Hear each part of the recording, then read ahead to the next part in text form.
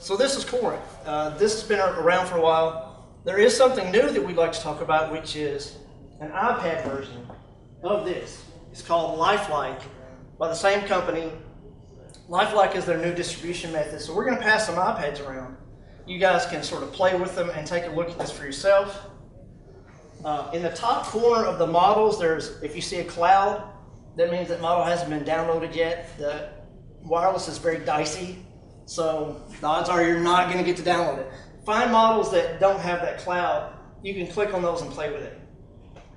What James is doing now is he's going to show you a wireless collaboration solution called Solstice, which allows you to project the iPad version of Corinth up on the screen, and then you can interact with it. So this is one of the Corinth models. You'll see it with the iPad when you get to it.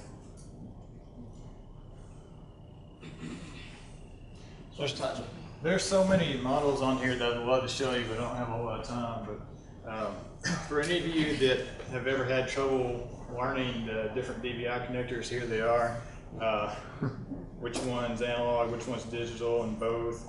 And it even has the pin layout. It'll highlight it. You can see on the one that's being passed around probably better.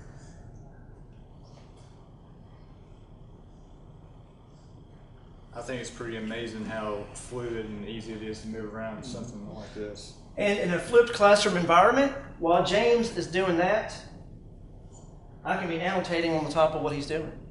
So you can have 3 different people collaborating, one using the iPad to manipulate the objects, someone else can be annotating right on the top of it.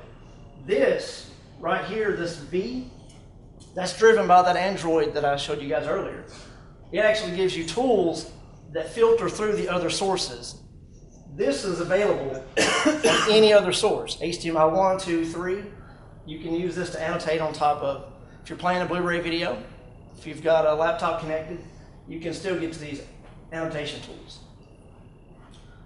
So, I'll let James continue on with talking about Solstice.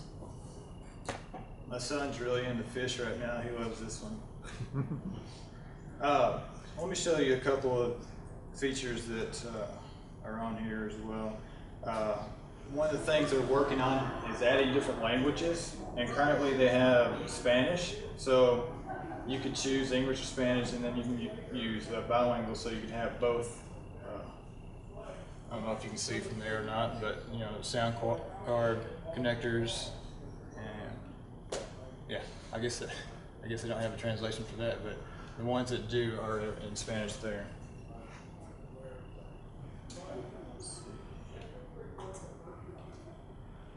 And introduction, it's going to have some content, just a description about what it is. You can go to My Notes and put your own edited version there.